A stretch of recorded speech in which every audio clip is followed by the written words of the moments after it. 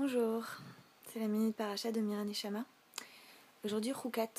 Alors, le début de Roukat traite de la mort et du contact des vivants avec la mort et de ce que fait la mort aux vivants, de ce que fait le contact avec un corps mort à la personne qui est vivante. Et ce qu'elle fait, c'est qu'elle le rend impur.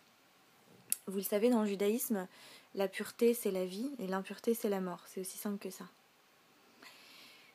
Et alors, moi, je viens d'avoir une conversation avec une de mes élèves que je prépare pour sa bat mitzvah.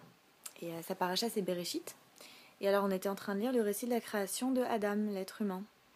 Adam qui est façonné à partir de Adama, la terre, et qui est ensuite mis en vie avec le souffle de Dieu qui souffle dans ses narines. Et alors, cette jeune fille me dit ah, mais alors en fait, quand l'être humain, il est créé 2 fois en fait, et quand il est fait la première fois, il n'est pas vivant. Et je lui dis mais oui, exactement. Et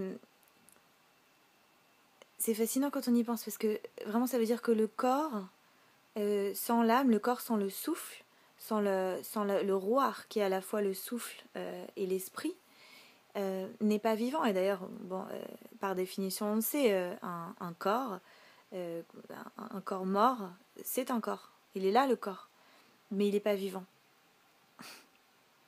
Et ça nous amène vraiment à voir une chose qui est toute simple, et à laquelle on ne pense pas forcément, que ce qui est vivant, que ce qui compte vraiment, c'est pas ce qui est visible.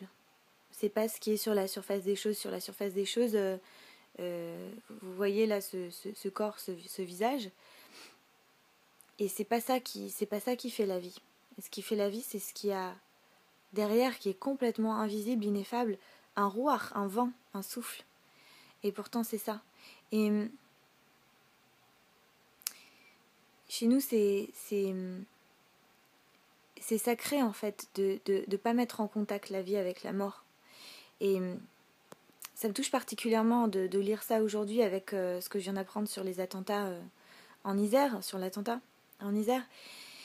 Et cette fascination pour une partie de nos frères humains, les Bnei Adam, cette fascination qu'une partie de l'humanité en ce moment semble avoir pour la mort et le contact récurrent avec la mort comme ça.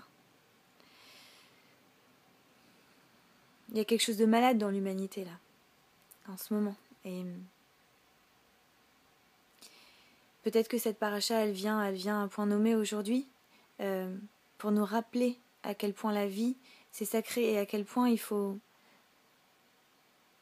séparer ces deux choses, la vie et la mort, au point que si on est en contact avec la mort, parce qu'on doit être en contact avec la mort, notamment pour traiter les morts, pour s'occuper du corps mort, ensuite on doit se soumettre à des rites de purification pour pouvoir revenir dans la vie.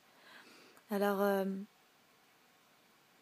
ma bracha pour vous et pour le monde, vraiment, c'est qu'on ait un tikkun. Le monde a vraiment besoin d'un tikkun pour que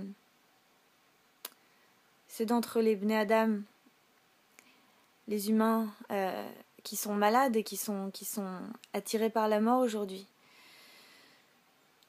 soient guéris de cette fascination-là.